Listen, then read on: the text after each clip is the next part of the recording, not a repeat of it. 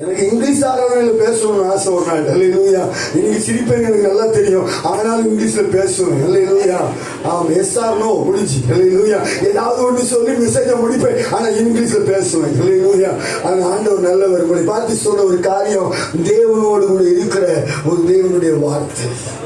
அப்ப எங்கே நீ புறப்பட்டு போக வேண்டுமானால், நீ எதை செய்ய வேண்டுமானால், நீ செய்ய வேண்டிய காரியம் என்ன சொன்னால், இருக்கிறத தேவனுக்காய் கொடுக்கணும். ஒரு கடைக்கு போன் பண்ணாங்க, கொடுங்க அப்படி சொல்ல 43,000 பில்லுக்கு கொடுத்தாங்க. பில்லு மட்டும் தான் வந்துருக்கு, இங்க இருந்து பணம் போகல. நேற்றைக்கு சாதனம் வந்தது. அவங்ககிட்ட இருக்கிற கடைக்காரன் கொடுத்தான். நான் சொல்ல முடியும், கடைக்காரனுக்கு எத்தனை ஆசீர்வதிக்க போகலாம். கொஞ்சத்துல உண்மையா இருந்தோம். தேவனுக்கு என்று கொடுக்கிற ஆசீர்வாதங்கள் அது பெருசு, மறந்துடாதீங்க. நீங்க இழந்து போன திரும்ப பெறணுமா, உங்கள்கிட்ட இருக்கிறத கர்த்தருக்கு கொடுங்க. உங்க பிரச்சனை பெருசா சிஸ்டர், இந்த ஸ்திரீயுடைய பிரச்சனை, விதவையான ஸ்திரீ, தீர்க்கதரிசியுடைய மனைவி பிரச்சனை பெருசு. ஆனா சிலர் பார்க்கும் பொழுது ஆவியானவர் தோழனை சொல்றேன், சில கணவனுடைய பிரச்சனையை மனைவி எடுக்கும் பொழுது, சில மனைவி எது தெரியுமா, தாராளமா செய்வாங்க. சில மனைவி தெரியுமா, முழுத்து புருஷன் செய்யணுமா, எப்படி பேட்டான். ஆனா தேவனுடைய சமூகத்துல, ஆனா தேவ மனுஷன் கேட்கிறவங்க என்ன செய்யணும், மனைவி கேட்க மாட்டாங்க. அவங்க என்னப்பா செய்யணும், ஒரு பெரிய லோன் எடுத்து தந்து அவங்க கடத்தை தீர்த்தட்டுமா அப்படின்னு கேட்டா அக்கா யோசிப்பாங்க, இந்த மனுஷன் நம்மளை விட்டுட்டு போயிடுவான் போல இருக்கு, யோசிப்பாங்க. ஆனா தேவன் யோசிக்கிறது கிடையாது. உன் பிரச்சனையே அவர்கிட்ட கொடுக்கணும். முத பக்கத்துல இருக்கிற பாஷை, உன் பிரச்சனை எதுவோ ஆனா தேவனுக்கு கொடுக்கணும். அடுத்ததாக பாருங்க, வேதத்திலே வாசிக்கும் பொழுது லூக்கா 10ஆம் அதிகாரம் 25வது வசனத்தை வாசிக்கலாம். லூக்கா 10:25.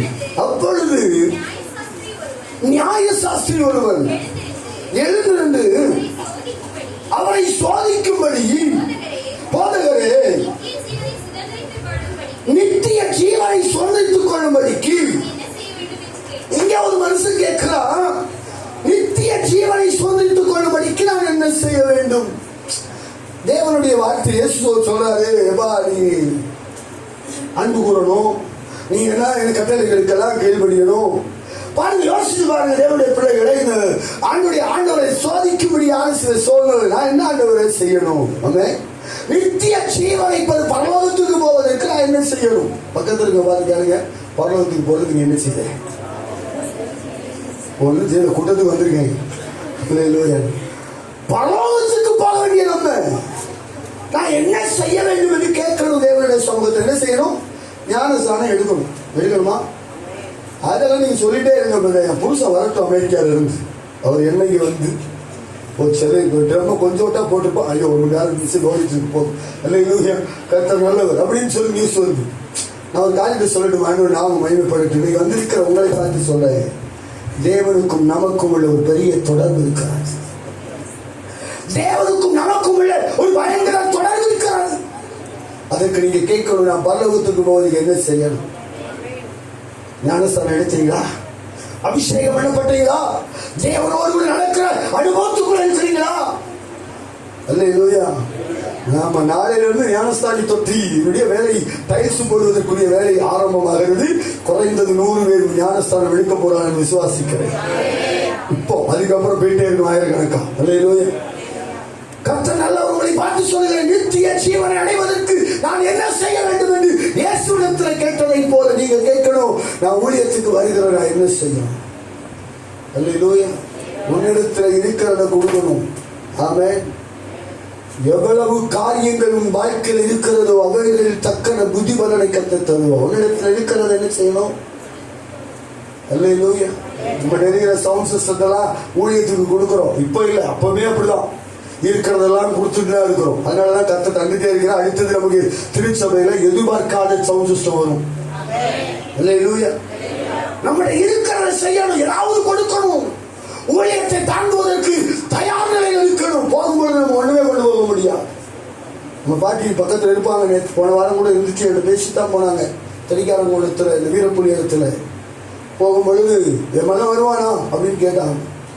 நான் சோமனும் பாட்டி அப்படின்னு சொல்லிட்டு போனேன். அவங்க நல்லா தான் இருந்தாங்க. நேற்று தினத்துல வலித்து போனாங்க. இன்னைக்கு 3 மணிக்கு அடக்க ஆராதனை. அல்லேலூயா. சிம்பிளா சொல்றேன், இன்னைக்கு இருக்கிறவங்க நாளைக்கு இல்லை. இன்னைக்கு இயேசுக்காக நம்ம என்ன செய்யணுமோ அதை செய்யணும். மத்தியானம் நல்லா தூங்கணும் 2 மணிக்கும். எனக்கு நல்லா டயர்டு சில நேரங்கள் இருக்கும். ஆனா பாத்தீங்கன்னா தூங்க நான் இல்லைன்னு சொல்லலை.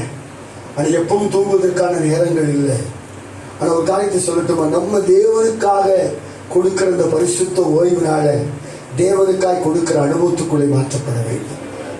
இன்னைக்கு செய்ய வேண்டிய ஊழியத்தை நீங்களும் நானும் செய்வோமானால் கர்த்தர் அதற்கு பிரதிபலனை இந்த வாரத்தில் கர்த்தர் நன்மை நாள் அனுப்புவார். நம்ம எவைகளை செய்வோமோ அவைகளுக்கு நிச்சயமான பிரதிபலன் என்ன செய்யும்? உண்டாகும். முதலாவது பார்த்தோம், தீர்க்கதரிசியுடைய மனைவி எலிசா கேட்கிறோம் என்ன செய்யணும். 2வது எலிசா, அந்த பேர் வாங்கி வரமாட்டேன், சுனோமியாரா.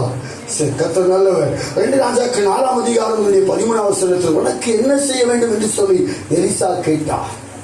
குழந்தை இல்லை, குழந்தை கர்த்தர் கொடுத்தார். ஒரு காரியத்தை சொல்லட்டுமா, 3 பிளாத்து ஜனங்களை பார்த்து கேட்கிற இயேசுவை நான் என்ன செய்ய வேண்டும் என்று சொல்லி பிளாத்து கேட்டான். நியாயசாஸ்திரி இயேசு கிறிஸ்துவிடத்தில் கேட்கிற நித்திய ஜீவனை சோதரித்துக் கொள்வதற்கு நான் என்ன செய்ய வேண்டும். அடுத்ததாக ஒரு குருடனுடைய வாழ்க்கையில மார்க்கு 10ஆம் அதிகாரம் 51 நான் உனக்கு என்ன செய்ய வேண்டும் என்று நீ விரும்புகிறாய் என்று இயேசு கேட்டார். அல்லேலூயா. இன்னைக்கு உங்களுடைய வியாதியில் ஒரு விடுதலை. உங்க சரீரத்தில் இருக்கிற பலவீனம் வயிற்று பகுதியாக இருக்கலாம், குடல் சம்பந்தமாக இருக்கலாம்.